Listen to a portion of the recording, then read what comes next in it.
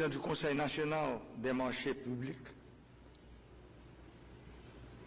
Mesdames, Messieurs, les représentants d'organisations internationales, Messieurs les représentants de la police nationale d'Haïti, Mesdames, Messieurs, les représentants d'organisations de la société civile, Mesdames, Messieurs, les panélistes, Mesdames, Messieurs de la presse parlée, écrite et télévisée.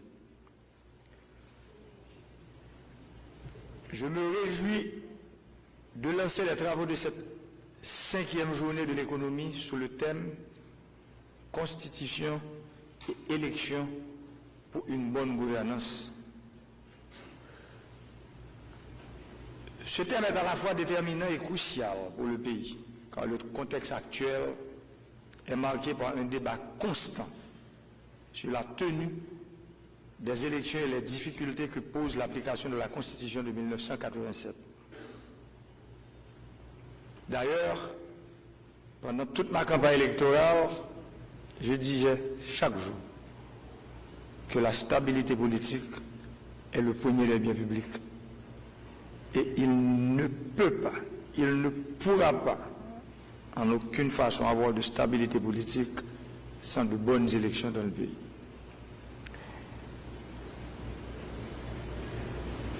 Je tiens à vous rappeler que les élections constituent la seule et unique voie à suivre pour renouveler le personnel politique, améliorer la gouvernance économique et garantir la stabilité politique au profit de l'intérêt général. La gouvernance économique qui est en débat ce matin fait référence au mode de gestion de l'État à travers ses institutions et les mécanismes de régulation pour mieux piloter les politiques économiques. Je veux parler de fiscalité, budget, politique monétaire et commerciale. Et pour assurer leur impact réel sur le développement socio-économique. Conscient d'un tel enjeu, j'ai instruit d'organiser cette journée gouvernementale en vue d'offrir un espace de dialogue, de discussion et d'échange avec les acteurs concernés par la question de la Constitution et des élections, pour apporter les réponses viables pour une transformation émancipatrice du système politique national. Mesdames, Messieurs, depuis la campagne présidentielle jusqu'à mon accession au pouvoir le 7 février 2017, j'ai prôné une transformation de l'appareil étatique et une meilleure participation des citoyens dans la gouvernance du pays. C'est en ce sens que j'ai fait de la réforme de l'État un axe majeur de mon programme politique et que j'ai pris la décision d'organiser, dès mon arrivée au pouvoir, les États généraux sectoriels de la nation. Je savais pertinemment qu'avec de telles ambitions, les blocages et les obstacles viendraient de toutes parts obstruer la voie du changement et du progrès. Le changement, c'est un mot qui fait peur. Le statu quo, c'est ce que certaines fois, je dirais, des élites de ce pays ont décidé d'appliquer. Mais malheureusement, ce temps est révolu. Nous sommes arrivés à un carrefour de l'histoire de ce pays où nous devons dire la vérité, nous regarder l'un l'autre dans les yeux. Nous ne pouvons plus mentir à ce peuple. Ce peuple qui a passé, je dirais, plus de 2 siècles à souffrir, où les élites de ce pays ont décidé de son avenir, ont décidé de sa transformation. Aujourd'hui, le moment est venu de dire la vérité crue à ce peuple. Un pays où tous nos indicateurs sont en rouge, et pourtant, Haïti reçoit des milliards de dollars, je dirais, et nous dépensons beaucoup d'argent dans différentes réformes réforme dans le secteur de l'énergie, réforme dans l'éducation, réforme dans la santé, réforme dans l'environnement. Et pourtant, nous sommes là où nous sommes aujourd'hui. Le peuple demande une réponse à ces questions. Le peuple veut savoir pourquoi nous ne pouvons pas nous mettre ensemble, nous autres Haïtiens, pour, je ne veux pas dire redémarrer, mais pour démarrer ce pays. Parce que de la mort de Dessalines jusqu'à aujourd'hui, nous sommes en train de nous battre entre nous. Sur le plan politique,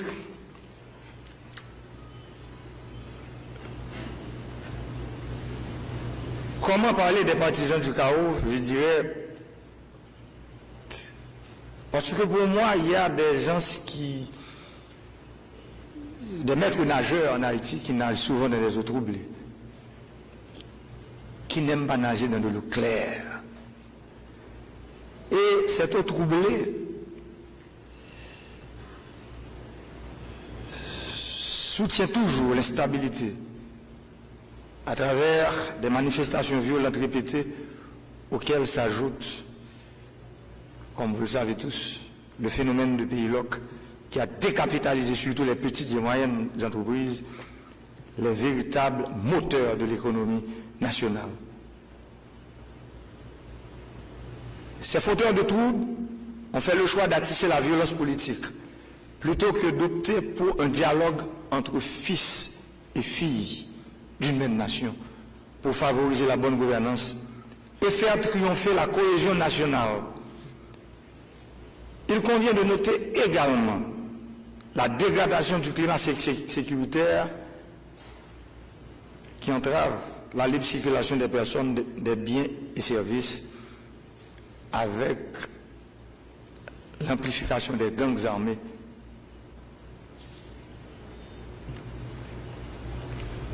Pourquoi faire de la politique? Je suis à la tête de ce pays aujourd'hui, je me pose la question premièrement. Je pense que la politique, si quelqu'un décide de le faire, c'est pour servir. Pour servir les gens, pour servir le peuple. Et ceux qui sont riches et ceux qui sont pauvres. Et ceux qui vivent à la campagne et ceux qui vivent dans les grandes villes. Et pourtant, il y a des gens qui considèrent la politique comme une ascension sociale. La politique n'est pas une ascension sociale.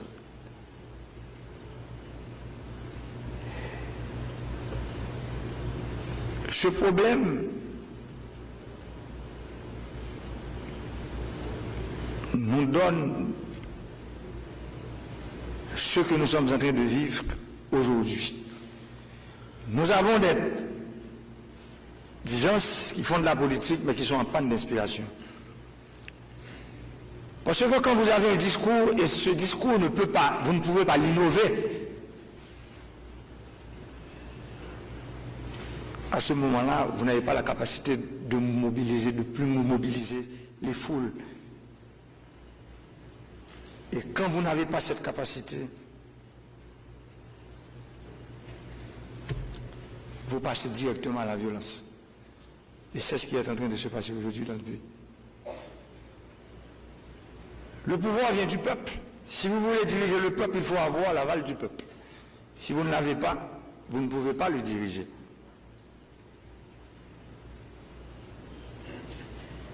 Si vous êtes contre les élections, vous êtes contre la démocratie. Les élections, c'est le seul moyen pour avoir le pouvoir. Vous ne pouvez pas diriger un peuple avec la terreur. Ce temps est révolu. Vous ne pouvez pas diriger un peuple avec la violence et l'intimidation. Ce temps-là est révolu. Mais, malheureusement, il y a des gens qui pensent que la règle pour diriger le pays, c'est la transition. Les élections sont considérées comme l'exception. entre la règle. Mais les inconditionnels de la transition, vous voyez qu'est-ce qui se passe maintenant dans le pays. Un système de kidnapping téléguidé, dans l'unique objectif de provoquer l'exaspération de la population par la peur, la violence et l'intimidation.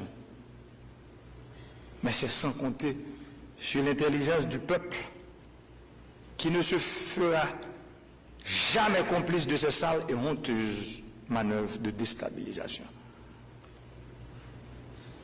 Sur le plan institutionnel, l'appareil administratif et les institutions portent la marque des pratiques de corruption, de trafic d'influence et de captation des ressources publiques au profit des intérêts particuliers. Ces pratiques constituent un énorme frein à la bonne gouvernance économique. De plus, les autres pouvoirs publics ont fait du marchandage et du blocage institutionnel un outil politique pour parvenir à des fins partisanes non profitables au bien-être de la population. Vous êtes tous ici présents, témoins des difficultés qui entourent le choix d'un Premier ministre et des membres d'un gouvernement, ainsi que tous les autres dossiers vitaux pour la nation, par exemple l'électrification du pays, pour lesquels nous avons cherché vainement l'adhésion et la cohésion de l'ensemble des pouvoirs de l'État. L'État est fait pour servir, mais malheureusement, en Haïti, avec l'avènement de l'ère démocratique, avec cette nouvelle constitution de 1987, nous avons mis sur pied malheureusement un État prédateur, un État sensu. C'est cet État que je dirige aujourd'hui. Et vous autres ici, ministres, Premier ministre, vous faites partie de cet État. Vous devez vous mettre ensemble pour changer cet État.